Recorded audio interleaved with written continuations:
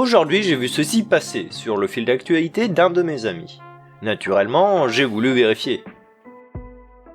Bonjour les gens, je suis Cube et aujourd'hui je vais vous montrer les différentes techniques que j'ai utilisées pour vérifier ceci. En premier lieu, il nous faudra trouver là où les sources qu'a utilisé cette personne. Ici c'est simple, c'est la FDA à la date du 24 juillet. Si l'on n'avait pas ces informations, soit il faudra entamer de longues recherches, soit il suffit simplement de ne pas partager. Là, on a tout ce qu'il nous faut, donc de courtes recherches sont tout ce qu'il nous faudra pour vérifier. J'ai donc lancé des recherches antidatées, du 23 au 25, pour avoir un peu plus de marge. Je pensais tomber direct sur le bon lien, car la FDA c'est un truc assez important, mais ce ne fut pas le cas. J'ai donc continué mes recherches. Pendant ce temps, l'on va analyser ce que nous dit la personne pour estimer la véracité de ses propos. Je répète, c'est une approximation, en aucun cas la réalité. L'on remarque qu'il a l'air de s'y connaître, puisqu'il dit que les rappels de classe 1 sont les pires. D'un autre côté, il exulte de joie à l'annonce de la nouvelle, parle de supercherie, d'escroquerie mondiale, de pseudo-pandémie et de climat de terreur. Donc, j'estime que cette personne s'y connaît, mais qu'il y a de forts risques qu'il se soit laissé aveugler par ses émotions. Bien, pendant qu'on évaluait ça, j'ai trouvé quelque chose qui ressemble énormément à ce que décrivait le message.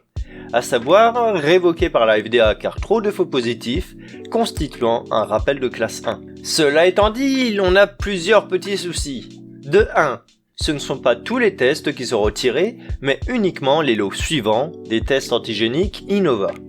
Cela change considérablement la donne. De 2, dans le message, il ne fait mention que des faux positifs, affirmant que cette pandémie n'en est pas une et que tout est dû au test. Le souci, c'est qu'il oublie les faux négatifs. Donc cela signifie que certaines personnes qui avaient la maladie n'ont pas été détectées, ce qui ne va pas dans son sens. De 3, ce rapport date du 10 juin 2021 et non du 24 juillet. Et ça n'apparaît nulle part. Donc d'où vient la date du 24 juillet ? Pour le savoir et savoir s'il s'agissait bien du bon rapport, j'ai décidé de refaire une recherche antidatée, sur la journée du 24 uniquement. J'y trouve plusieurs partages n'ayant aucun lien, et étant dans d'autres langues. D'ailleurs, petite astuce, mettez l'adresse URL d'un site dans Google Trad pour le traduire.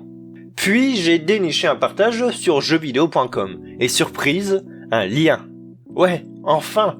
À noter qu'on aura pu aussi rechercher via le nom de ce rapport, mais j'avais pas capté que c'était le titre. Erreur de débutant, j'ai honte. Et là, on a à nouveau quelques problèmes. 1. L'on est sur le site du CDC, et donc pas de la FDA. 2. Le rapport date du 21, donc toujours pas le 24. 3. Il n'y a pas la cause de ce retrait. En conclusion, l'auteur de ce message a sûrement cherché à vérifier l'info qu'il a vue sur un site qui, lui, a pris la date d'un des partages. L'auteur du message est tombé, comme moi, sur ce rapport de la FDA, expliquant ainsi les ressemblances immenses avec ce rapport. La capture d'écran, elle, provient de sa source. La personne n'a donc par conséquent pas forcément de connaissances dans le domaine, puisque l'info sur les rappels de classe 1 est sur le rapport de la FDA. Donc, il s'est laissé emporter par ses émotions, ne prenant que ce qui va dans son sens, du mauvais rapport, créant une nouvelle info, un mixte entre deux vraies infos dont on nous raconte uniquement les détails allant dans le sens de ce que l'on veut nous faire croire. En bref, c'est faux. Bon, j'espère que cette petite vidéo où je vous explique comment j'ai fait vous a plu. Sur ce, c'était Cube. Bye!